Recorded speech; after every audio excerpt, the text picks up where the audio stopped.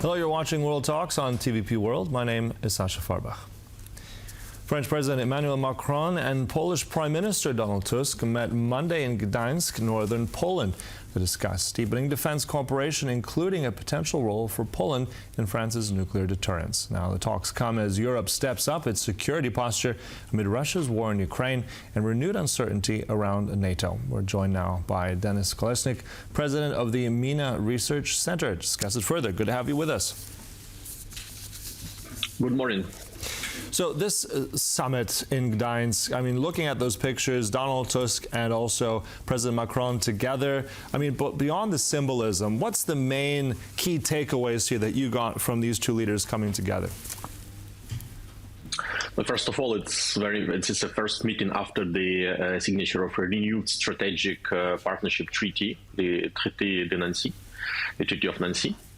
And it is a new, for example, a way for France to get some sort of an influence and to project influence in the European Union. But Poland is a good place to show this influence and the French seriousness about its obligations regarding the defense and security issues, as well as political support, given the Russo-Ukrainian conflict on the Polish border. Moreover, it's also a way to deepen bilateral trade cooperation and military defense cooperation as well, given that Poland is one of the most spender in terms of defense procurements in the European Union. So a lot of things to discuss, and on the one hand, as you have said, symbolism, and on the other hand, real dossier and real issues to deal with, and also the discussions about, for example, Polish ambitions to have nuclear power plants, and France has excelled in this domain in Europe. So a lot of issues to discuss on a bilateral level. Mm-hmm. A lot of issues to discuss indeed. You mentioned nuclear. Let's talk about that, Denys. I mean, in terms of actual practical details, both sides didn't tell us exactly what that meant with deterrence, but in some way we got some indication from the Prime Minister he doesn't want to see Rafale jets with nuclear weapons over Poland, but that might be reality. Tell us a bit of what we can sort of assume from the information that we have. What kind of, let's say, defense role, deterrence here, nuclear deterrence means for Poland and France? First of all, after the Brexit, France is the only European Union country that has its own nuclear weapons. And given the recent changes and the recently adopted new nuclear doctrine, there were messages from France saying that some sort of a nuclear sharing is currently possible. And France, this way, wants to also project its, let's say, influence and military credibility, political and military credibility in the eyes of the European allies.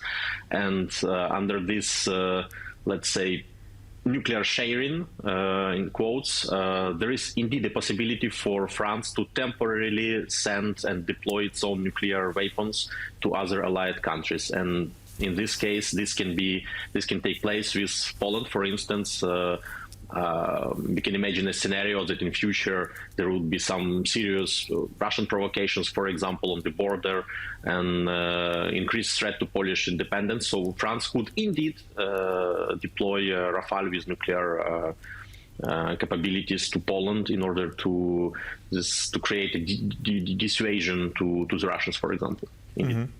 Yeah, so let's talk about, we've talked about land, sky, let's talk about space for a moment. This is also significant. Quite a big agreement here. If we're looking at Airbus plus Thales plus Poland's Radmor, they're set to build a very significant military satellite. Tell us a bit more about what this gives Poland. Also, as you know, military satellites is quite a technology that a lot of countries want to obtain. And given Polish strategic situation, geopolitical situation, and geographical position near the Russo-Ukrainian conflict, and Poland is one of the key European Union and NATO armies as of today, and also the Eastern Flank key country. So it's a main ally for many Europeans, and I would say NATO as well, as a pivotal country in this region. Therefore, it needs to acquire and to obtain this kind of possibilities in order to carry out different intelligence missions, for example, awareness missions, and also to support, in case of a hypothetical military conflict, to support its armed forces with this technology. France, on the same hand, has this kind of technology, and it is possible to produce it together. And on the one hand, it is a good sign of a, let's say, Franco-Polish cooperation in this domain. On the other hand, Poland also has money, because Polish economy is thriving and Poland has money to spend. So it's a perfect setting for this kind of agreements. All right. So now covering also with defense, let's go back nuclear, but the civilian application of that. Now, Poland is already building its first nuclear reactor with the help of Bechtel and Westinghouse, the Americans. Now, there's talk of a second one. And if we listen carefully to the Prime Minister yesterday, he said also that France is one of the most important partners. Looking at nuclear, France, obviously a lot of experience. How realistic is it now? I mean, let's say, has there been a shift now that Poland wants to diversify its nuclear providers from the Americans now to the French? Is that a done deal? How likely is it the French will do that? I guess today we are more talking about this because, as you know, Poland has signed with the United States, with Westinghouse, the deal on the construction of first nuclear power plant, which is set to be operational, if I'm not mistaken, in 2035-36. So it's a long way ahead, and even many things can change actually, but I guess France is well situated in this domain. We have amazing, I would say, national nuclear capabilities in the power plant production, and France is one of the leaders in the world in this domain. And it is natural with regard to the cooperation within the European Union, in the cooperation between bilateral cooperation between France and Poland, to work in this direction. And France has a lot of things to offer, and Poland also requires the power plants to be built on its soil. So yet again, it is something natural and something good that would potentially happen. Moreover, France also wants to construct 6 new reactors on its own soil. So the need for the electricity and the nuclear electricity is increased. Mm-hmm. So then also, just to wrap up this whole idea of the summit together, how do you see this relationship continue? I mean, you mentioned the special treaty of Nancy, which was signed last year on May 9th. The anniversary is coming up for that. Do you see more of these, let's say, high-profile summits together with France and Poland shaping European security? Let's say, on the one hand, yes, but it is limited as of today, it is limited to Emmanuel Macron's presidency. And as you know, the next year we will have presidential and legislative elections in France. And Macron will not be able to present his candidature because he has already made his 2 mandates. And politically speaking, in France, we will be having other forces that would potentially come to power. So how the Franco-Polish cooperation will play out beyond 2026, it is yet to be seen. But since Emmanuel Macron is still in power, I can say, I wouldn't say predict, but we can expect more of a cooperation on a bilateral level, because it is something natural to do. Poland and France could be potentially a new engine replacing the Franco-German engine in the European Union. All right. So European Union, that's another one I want to ask you about. I mean, the EU has been critical and also stuck in a way of helping Ukraine with a very key 90 billion euro loan. Now, we have sources telling TVP World yesterday on Monday, also seeing a letter signed by Orbán, that they're essentially going to drop, that the Hungarians, the outgoing Prime Minister Orbán, will drop his block and veto of exactly that key component of money. Just give us your sense of your reaction to this, and maybe what's behind his sudden change.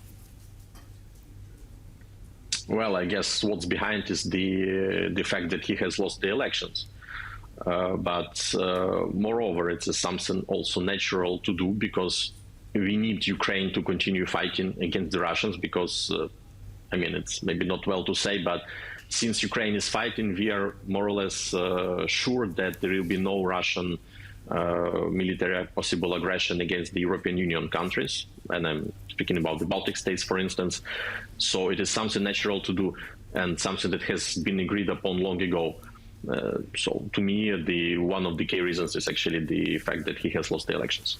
All right, and of course this is also connected with the Druzhba pipeline, now according as well as the sources that would be tested and even reopened. The flows would continue potentially even on Tuesday today.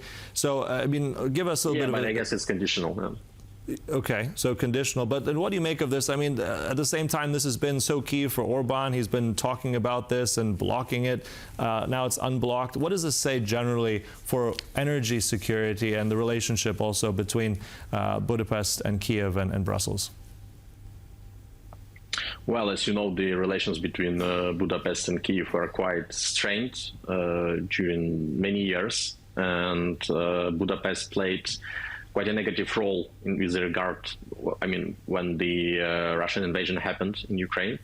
It blocked the military cargoes passing through its territory. It didn't deliver any military aid to Ukraine. So it was a non-constructive, let's say, party to this to the situation. At the same time, it is also somehow understandable because the countries that have known the Russian aggression and the Russian occupation, in this precisely the case of Hungary, are somehow wary of Russia and somehow afraid of Russia, on the one hand. On the other hand, we have seen the information that has been published by the different media about the discussions between the former Hungarian Foreign Minister Szijjártó and Russia's Minister Lavrov. So the ties between Russia and Hungary were quite close, and this also explains this I would say, negative role or unconstructive role of Hungary when it comes to the relations with Ukraine in the context of the Russo-Ukrainian war. Mm-hmm. All right, and then just a final one. I know we've talked about Péter Magyar a little bit, but just what's your sense of the man now and how those relationships might change now between those two countries? Obviously, there will be the possibility for the new leadership in Budapest and Kyiv to test what are the limits of this new potential bilateral ties. But we can safe to say that the relations would be better today with the new government in Hungary than they used to be under Orbán. It is more than obvious. All right, so giving us the latest there from that summit between France and Poland to the latest developments with Hungary as well. Thank you so much for that. Always a pleasure having you. Denys Kolesnyk there, the president of the MENA Research Center. And thank you for watching. That concludes World Talks, but stay right here on TVP World for more. Goodbye.